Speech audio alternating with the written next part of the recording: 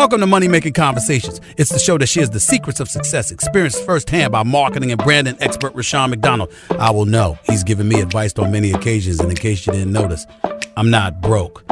You know he'll be interviewing celebrity CEOs, entrepreneurs, and industry decision makers. It's what he likes to do. It's what he likes to share. Now it's time to hear from my man, Rushion McDonald. Money Making Conversations. Here we go. Welcome to Money Making Conversation. I am your host, Rushion McDonald. I recognize that we all have different definitions of success. For some, it's a sizable paycheck. Mine is helping people wake up and inspiring them to accomplish their goals and live their very best life. These are my passion. That's what I'm going to do for you. That's why I created moneymakingconversation.com. I want you to stop tripping over small challenges and prepare to rise above the bigger obstacles that life will present to you. My next guest is Dr. Nicole LaBeach. She is president and CEO of Volition Enterprises Incorporated, a premier organizational development, or OD, firm specializing in the areas of coaching, training, change management, diversity, equity, and inclusion. She is not only a host she's now a host of a new relationship show called Put a Ring on It, which you may know from that fantastic song that Beyonce had several years ago. Put a ring on it. Put a ring on it. Show follows 3 longtime couples with help from Dr. Nicole LaBeach, who embark on the ultimate relationship test. From week to week, the couples are pushed outside their comfort zones to confront the question they've been afraid to ask. Is there really happiness ever after? I don't know. We'll find out. That's why I got on the show.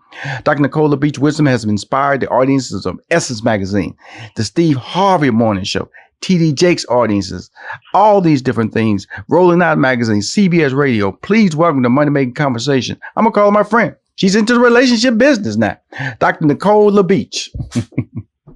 Hello there, sir. How are you? Well, I need to ask how you know, you out there in the relationship business in the middle of a pandemic. All I know is this. God. I would not want to be single right now.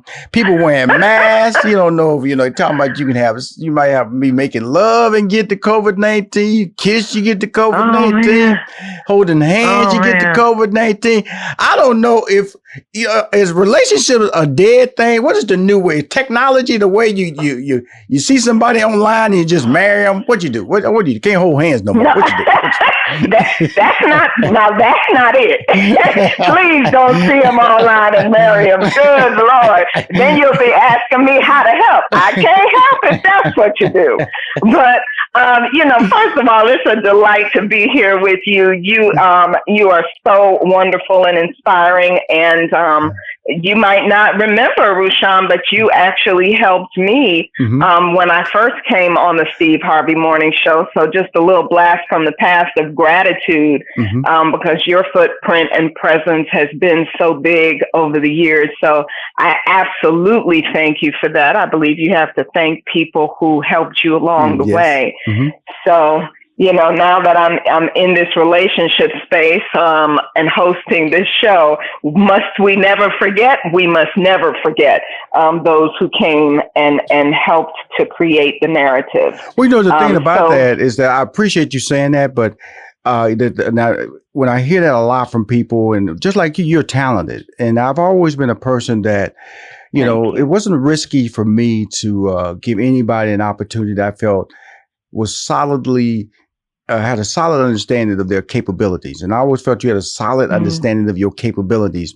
Plus because a lot of people, they're passionate about something, but then does that passion translate to the ability to succeed in it? And you, I always felt was the one. And so it's fun when I see that, and I do, and I've done it a lot in my life. Just trusting my natural instincts, Miss Nicole, Dr. Nicole, is that when people say that to me, I go, yeah, and it doesn't really it doesn't really pop back in my brain until somebody reminds me. I go, yeah, I remember, yeah, and because when I know how large the brand of Steve Harvey is, and large because I was there and I built it with him. And when people were introduced to that massive audience, it really did set in motion a major change. And you were in a position to take advantage of it.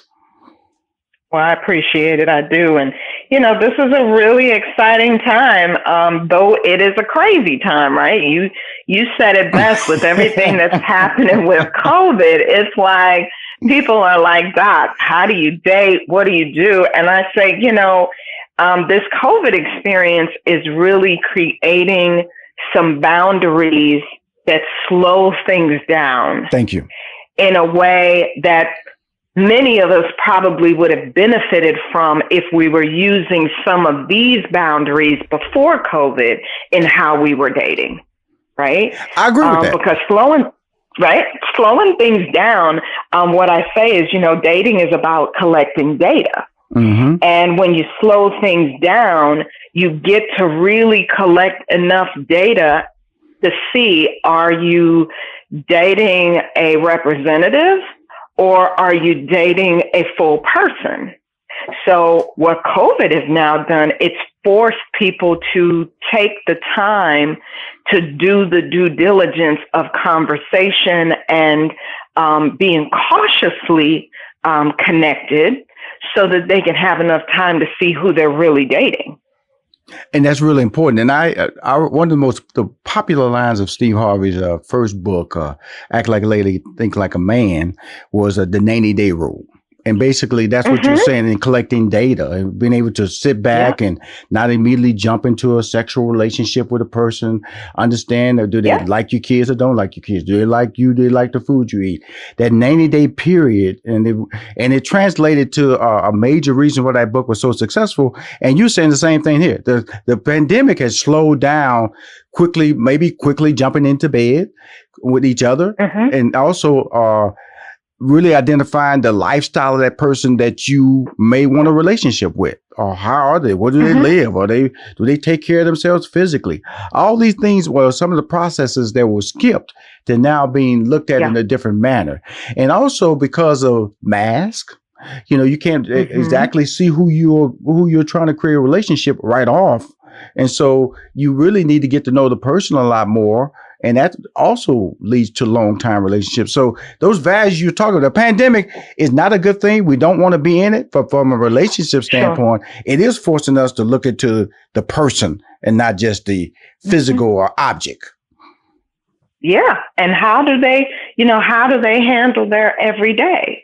Have things appropriately changed for them as it should, right? Right. So even things like if they haven't skipped a beat, then that tells you something, because in this health crisis, you should be skipping some things. Like there should, right? You know what I'm saying? We're trying they still out there just, girl, ain't nothing wrong with here. Let's go. No social distancing, just going out there just doing it.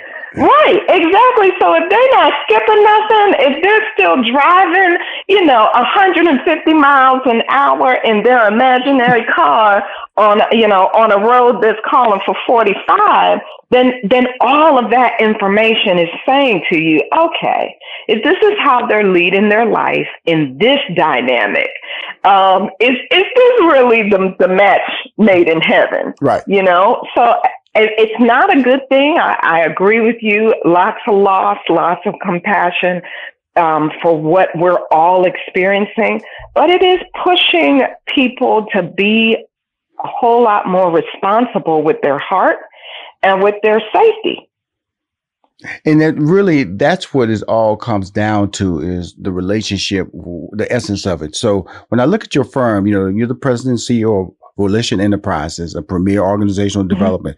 The one thing that pops out to me is the word diversity, because we've seen during this pandemic run, especially with the death or murder of George Floyd in Minnesota, that the push for diversity has been a huge calling card. That's probably one of the reasons why Kamala Harris was chosen as the vice president-elect on the ticket for Joe Biden, was tied to diversity. I see women being elevated. I see men getting deals they didn't get deals. The president of Freeform, she's female. ABC, digital. There's a lot of African Americans who are ascending the ladder, and that word diversity really pops out. So during this time, how have you, I wouldn't say the word benefit, how have you gotten calls to assist in an enhancing diversity platform? Talk about it over how 2020 has been different for the term diversity in the corporate and entertainment world. Oh, yeah. I mean, my business partner and I, Crystal Khalil, I talk about her as well as my own journey. when I was in the corporate arena, I was in senior leadership for News Corporation, which is a Fox parent company for all of the Fox affiliates.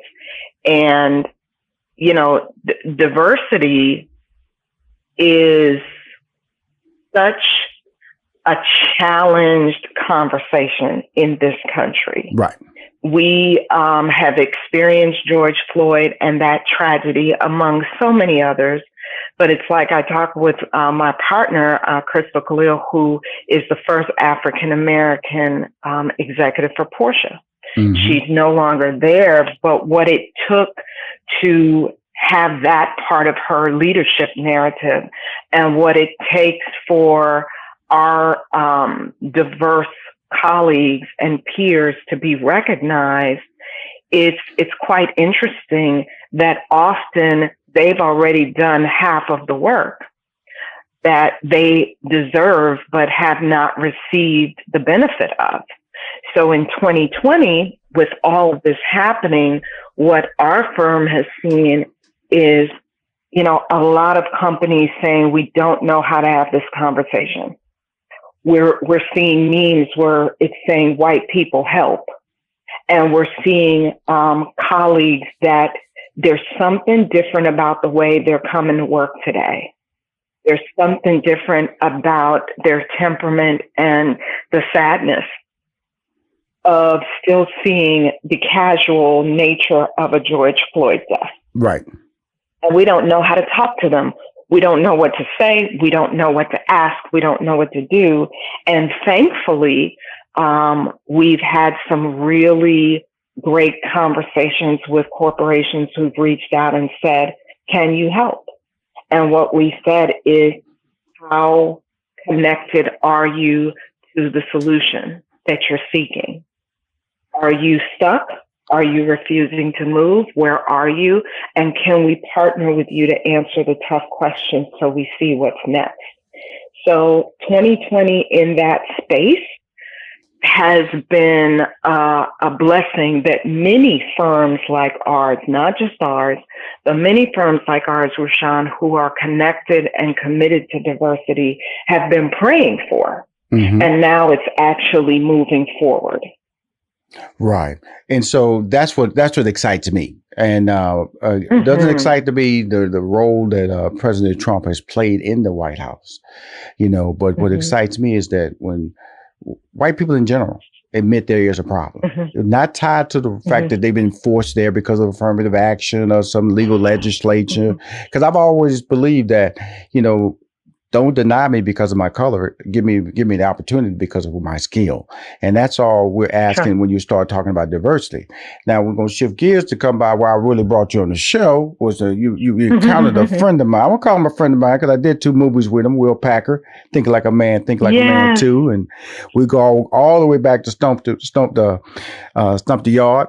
Now, you know, this weekly series is about following 3 couples, right, who have a long-term relationship and they have not slid the ring on the finger, to put the ring on the finger. Now, what attracted you to you? Because that's the key moment right there, because, you know, women are interesting because men, we make decisions. We're kind of like, I call satisfied animals. You know, in other words, if it ain't broke, don't mess with it. In other words, so why create change if nobody's asking for change? So we will ride out a relationship or a situation, whether it's long as it's not causing any disruption in our pattern of what we're doing, we're going to ride it out.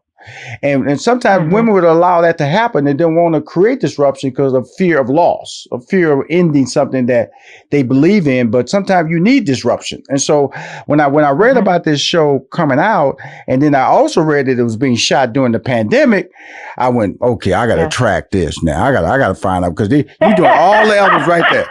Long-term relationship that have no sign of commitment. When I say commitment, I'm talking about putting a ring on that finger, and you're shooting it during the pandemic. The floor is yours, Dr. Nicole LaBeach. Oh wow, that was loaded. Well, you know, Will Packer. First of all, he is the funniest dude. My God, he is just a personality unto himself. What a great guy. You know, saw the potential for this concept. And yes, we shot it in COVID. I you know, take my hat off to the crew and to the executive producers because they kept us safe. They kept us tested. They kept the arena safe for us to do the work. And I really appreciate that. That should not go unsaid. But yeah, we have these couples who have been in a relationship for a long time. And the question is, are they stuck or refusing to move as it relates to moving forward with a ring, with an engagement that leads to marriage? So the premise of the show is, it's time. It's time to make a decision. Either you are willing to put a ring on it, or maybe this is not your happily ever after, and maybe you need to start a new situation somewhere else, and good luck on that if that's the way you choose to go. And I wanted to do the show because I wanted to hold the space for folks to really recognize that they're in the driver's seat of a lot of the narrative, and that this process would help them figure out where they really needed to be on this critical question of, is this who you should be co-creating your life with? Is this who you should be building a future with? Or should you be doing something else? So when it came across my desk, I was excited. I was like, wow, this is not going to be fun. To help some people and hold the space for them to do their relationships at another level.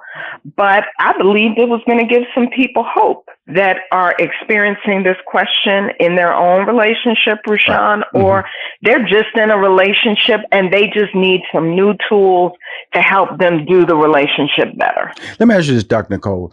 And these three couples that are featured, were you a part of the selection process, or they were already selected when they brought you on board?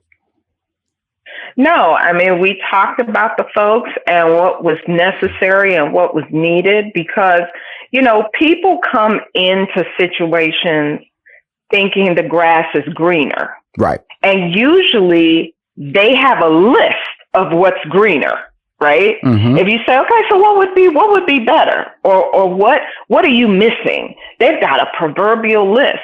So then when people come into their lives that quote unquote have the missing elements, then what do you do?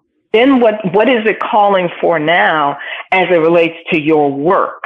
To really see, is it those outside things, or is it some things going on within you that needs to be worked out and worked out in this relationship so that you can have something better than where you started?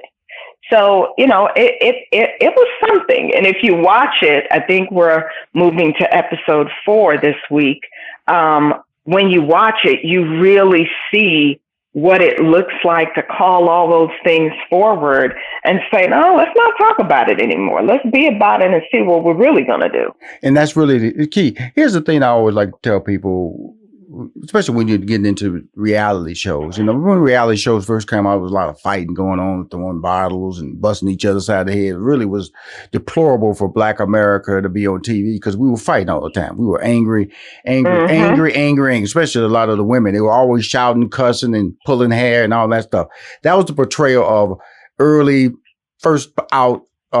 They felt that the storylines had to be violent when it came to Black storylines. That's why I really like the shows that I'm starting to watch now. They appeal to me, but it still can lead to relationship issues being halted and treated in the negative. Like, for instance, we've seen the Melody Holt relationship end on their TV show on network because the fact that her husband was in another relationship. And so that ended in divorce. And so when you become a host of a show, and there's nothing wrong with these couples. These are 3 couples that came on. Okay. They were living their life fine. You know, they were, whether they had a ring on it or not, they were cool. They were cool with it. Now, isn't there a certain amount of responsibility that you hold yourself accountable to make sure that you're not, you know, I guess using television as a tool for ratings, but not being creating a dysfunctional relationship for these couples where they end unnecessarily due to TV? Yeah, I mean, absolutely. The interesting thing for me is, I was offered other television opportunities that I didn't feel really spoke to how I live my life, what I think is important, and my brand of really trying to help people in their relationships, in their leadership, in their business, move towards the vision that's valuable to them and value added to them. So all of those opportunities didn't fit. One of the things that I really liked about this one was I felt like, first of all, for the couples that come on the show, everything is not going the way they want. Right. And that's why they're coming on the show. Right. They really do have a presenting problem. And the presenting problem is someone of these two is not happy with where things are. So that checked the first box. Is there something authentically happening? Not just the sensationalism or, like you said, folks are being violent and all that stuff, because that doesn't fit who I am. Mm-hmm. So yeah, there's a problem. Are they really seeking to find a solution by doing some different things than what they've done before? Yes. Are they bought into the fact that there's a third party that can hold the space for them to ask and answer some of the critical questions? Yes. Now, do I believe that I'm the third party that can help them do that? And that really was my process, because, if they're coming on for the sensationalism, that's going to wear out its welcome soon, because I ask a lot of tough questions and I don't have any assessment of what the answer is going to be. None. People say, well, Doc, do you know when you meet them if they're going to make it? No. Right. And they're like, how do you not know? I said, because people are made of behaviors. You can meet people, Rushion, and I'm sure you've done this. Mm-hmm. You meet people, you're like, oh, they'll never laugh. Oh, God, I'm going to go to the wedding and I'm going to get dressed up, but this is never going to laugh. And then 25 years later, and grandkids, you look and you shake your head in silence. I and never saw this coming. I didn't believe it. I didn't believe it. Then you see some that are match made in heaven. Right. And 2 years later, you're like, what happened? Mm-hmm. So what I've realized is people in relationships are made of behaviors. And really, if they've got relationship-friendly behaviors, they're going to have a greater shot if they're being honest, if they're communicating, if they're finding tools. Listen, you need a hammer and all you got is a screwdriver. The minute you find out you got a screwdriver and it needs a hammer, what do? Are you the one that's going to keep using the screwdriver for a hammer job? That's or right. Are you going to go get a hammer? Right? Go. I love you. Doc. Come on, Doc. You throwing out the metaphors on me. So once you see their willingness to be flexible and to do what's needed to fight for what they have or what they want, that's when you know if they've got a running shot.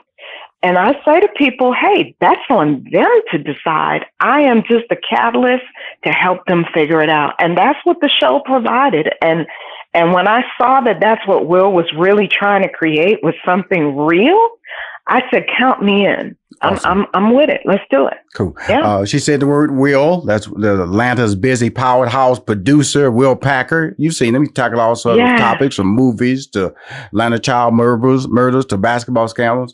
Now, he launched a show several years ago, hosted by my man and nephew Tommy, called Owns Ready to Love. He's introduced a new reality. Like she says, the 4th episode is coming up. Please make sure you watch it. It's on the OWN network. It's called Put a Ring on It. It was shot in an Atlanta mansion during the pandemic. So you need to watch it just for that. You get some dating habits, watching how people interact during the pandemic. When they holding hands, when they're sitting across from each other, way across from the dinner table, when they're sitting on opposite ends of the sofa. How do pandemic couples interact, even though they've been together for a long time? I know my wife, Dr. Nicole, she still won't let me take out to a restaurant. Nope, she will not let me do that. She will not let me do My daughter the same way. They said, Dad, we comfortable. So a lot of people have not accepted the mask wearing from a social standpoint. And like you said, it does cause people to do pause moments in their lives to say, hey, I'm not comfortable with that. So I'm pretty sure what was the most, not trying to reveal in this series of the episodes that's aired so far, what are some of the moments that you realized it was a pandemic moment that has aired so far in the first 3 episodes? You know, just like what you said, one of the things that was big for me that you won't see in the episodes is, you know, you're with a crew and you know, they're taking care of all of the things that are necessary to make the show happen. Mm-hmm. And you realize you've never seen their faces. It's like, wait a minute, we've been working together for weeks. Mm-hmm. We've been in the same dwelling, but I don't know what you look like. Mm-hmm. And that occurred to me when I finally saw one of the guys, we call him Mr. G. When I saw him with his mask hanging down, and I recognized in that moment, wow, I've been working with these amazingly talented people for weeks. And if I saw them on the street months from now without a mask, I would not know them. I was like, we are in a different time. Like you said, you had really in a different time. You had stringent protocols, no hugs, no touching. Yeah. All the things were not used by the crew. They was wiped down immediately, sprayed and wiped down immediately, wearing a mask, because in the end, we all want to go home. And she is the host of this, I want to say, hot news show. Let's put the word hot news show with a hot title. Put your ring on it. Done by a hot big time producer and Will Packer, by a hot host, Dr. Nicole LaBeach. Check it out. I love you. I want to leave me. I'm going to reach out to him, put some banners out there so I can post this stuff on my social media. Again, I'm so glad we reconnected, and thank you for those compliments. I really appreciate it. God has put me in a position to help a lot of people, and then along the way, when I help them and they come back and they compliment me or give me credit for something I felt it was just my duty to do, and the blessing that you are showing on TV today is a blessing to me that I did what I felt I had to do for you, and continue with your success. Okay, Doctor? I appreciate you so much. Love to come back anytime. Oh, you will be back. We got finales. We got finales coming up here. Post talk and stuff. What you say? We got more to do. Huh? We got more to do. I'm telling you something, Doc. You know, I got a couple ideas. I'm gonna call you with a couple ideas. Me, you, and Will need to sit down. I got another idea of a show idea that's been bothering me for years in the relationship genre. So you're gonna hear from me this week, okay? And we said, Rashawn, I love it. I'm telling you something, Doc. You can say, Rashawn, that makes no sense. You need to stop calling me. Okay, stick to what you do. Okay, manage people, produce people. I doubt that. But I think let me tell you, when humility meets humor, I doubt that I will be saying, Rashawn, what are you talking about? I doubt that. But good try, though. Good try. So I'm probably I go to LA tomorrow. So I think I'll be flying to LA tomorrow. But this week, maybe Thursday, I want to get on the phone with you. I got an idea that's it's been good bothering me. Because it's been something that I've been dealing with, and I always thought about the what ifs of life when it comes to relationship. Yeah. I want to run it by you, okay? Because you're on a hot show. All right, look forward to it. I appreciate you, big timer. We talk soon. Bye-bye. Thank you. If you want to hear more Money Making Conversation interviews, please go to moneymakingconversation.com. I'm Rashawn McDonald. I'm your host.